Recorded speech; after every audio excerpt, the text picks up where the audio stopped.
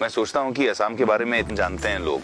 अगर हम भारत के यूथ से पूछें कि छत्रपति शिवाजी कौन है, सब जानता है। लेकिन वही चीज मैं अगर असम के बाहर किसी से पूछूं कि आप लसित बोरफुकन के बारे में कोई जानता है, तो कोई नहीं जानता है। तो ये मुझे बहुत बुरा लगता है जब मैं इसके बारे में सोचता हूँ। और मेरा मन है कि कभी जीवन में अगर ईश्वर की कृपा हो, मुझे खौरबदा ने तो बोला ही है कि आप इस पे काम करेंगे तो मैं पूरा सपोर्ट दूंगा।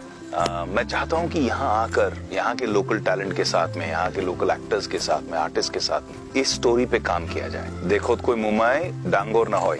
जब वो उसके बारे में सुनते हैं, कहानी के बारे में सुनते हैं, तो समझ में आता है कि देश के आगे कुछ नहीं। मुझे लगता है कि असम के लिए ब्लेसिंग है कि हमारे जो बहुत प्यारे, simple yet dynamic and dedicated chief minister हैं खौरबदा, उनके अंदर वो वाली भावना अभी भी है।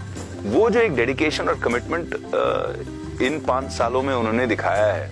मैं पॉलिटिकल बात नहीं कर रहा हूं, मैं सिर्फ जहां पे एडमिनिस्ट्रेशन और पॉलिटिकल लीडरशिप की तारीफ होनी चाहिए, ये तारीफ कर रहा हूं कि मुझे यहाँ बहुत डेवलपमेंट दिख रहा है। कल मैं बोगीबिल ब्रिज से भी आया, बहुत अच्छा लगा। और जिस तरह से वहां पे इस वक्त ग्रोथ है, डेवलपमेंट है, जहाँ पे आपको 5 घंटे लगते थे एक जगह से दूसरी जगह आने में, वो 2 घंटा हो गया, 2.5 घंटा हो गया।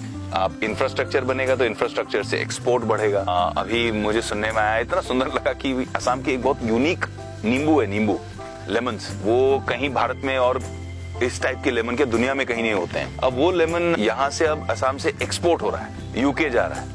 ये जो छोटी छोटी चीजें हैं कि अपनी एक यूनिक आइडेंटिटी, इको टूरिज्म की, कार्बन न्यूट्रल डिस्ट्रिक्ट्स की जो माजुली का कर रहे हैं, और ऑर्गेनिक फार्मिंग की, टी के आगे और डेवलपमेंट करने की, टी वर्कर्स के ख्याल रखने का, इंफ्रास्ट्रक्चर बढ़ाने का, कनेक्टिविटी बढ़ाने का, मुझे लगता है कि शायद ये असम का एक गोल्डन पीरियड आया है, एक गोल्डन एज। और ईश्वर करे कि जो इस भूमि को, जो दुनिया भर में, भारत में और विदेश में जो इज्जत मिलनी चाहिए, जो इसको नाम मिलना चाहिए, वो शायद अब मिलेगा।